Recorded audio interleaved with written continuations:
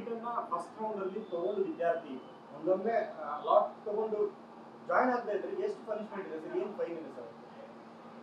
ನೋಡಿ, ಈಗ ಪ್ರೆಸೆಂಟ್ ಏನಿದೆ, ಫಸ್ಟು ಸೀಟ್ ಅವನಿಗೆ ಅಲಾಟ್ ಆದಮೇಲೆ ಅವನು ಡಿಸಿಷನ್ ಹೇಳಬೇಕು ನಮಗೆ ಚಾಯ್ಸ್ ಮುಖಾಂತರ. ನನಗೆ ಸೀಟ್ ಇಷ್ಟ ಆಗಿದೆ, ಕಾಲೇಜಿಗೆ ಹೋಗ್ತೀನಿ ಅಂತ.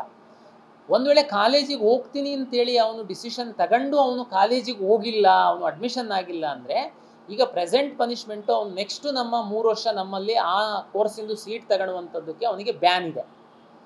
ಒಂದು ವೇಳೆ ಅವನು ಅಡ್ಮಿಷನ್ ಆಗಿ ಅವನು ನಂತರ ಅವನು ಕ್ಯಾನ್ಸಲ್ ಮಾಡ್ತಾನೆ ಅಂತಂದರೆ 5 ಪಟ್ಟು ಫೈನ್ ಸಹ ಇದೆ.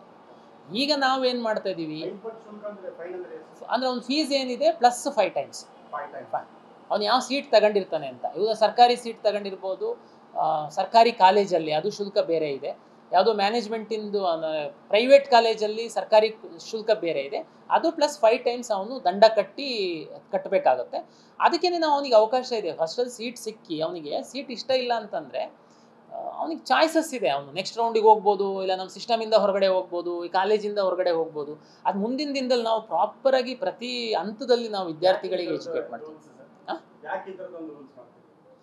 ಅಲ್ಲ, ಯಾಕೆ ಅಂತಂದರೆ ತಮಗೇನೆ ಗೊತ್ತಿದೆ, ಒಂದು ಕೆಲವು ಕಾಲೇಜ್ಗಳಲ್ಲಿ ತುಂಬ ವಿದ್ಯಾರ್ಥಿಗಳು ಕಲಿಬೇಕು ಅಂತ ಕನಸು ಕಾಣ್ತಿರ್ತಾರೆ. ಈ ಥರ ವಿದ್ಯಾರ್ಥಿಗಳು ಸೀಟ್ ತಗೊಂಡು ಕ್ಯಾನ್ಸಲ್ ಮಾಡ್ಕೊಳ್ಳೋದ್ರಿಂದ ಆ ಸೀಟು ಮ್ಯಾನೇಜ್ಮೆಂಟ್ ಪಾಲಾಗುತ್ತೆ, ಅವರು ಅದನ್ನು ಬೇರೆಯವರಿಗೆ ಮಾರ್ಕೊಳ್ತಾರೆ. ಇಂಡೈರೆಕ್ಟ್ಲಿ ಅದಕ್ಕೂ ಸರ್ಕಾರ ಆ ಥರ ನಿಯಮ ಮಾಡಿದೆ. ಮತ್ತು ಇನ್ನೊಬ್ಬ ಯಾರೋ ನೆಕ್ಸ್ಟ್ ಇರೋ ಮೆರಿಟೋರಿಯಸ್ ಸ್ಟೂಡೆಂಟಿಗೆ ಅನ್ಯಾಯ ಆಗಿದೆ ಅಲ್ವ, ಅದಕ್ಕೆ ಪನಿಷ್ಮೆಂಟ್ ಅಂತ ಮಾಡಿದ್ದಾರೆ.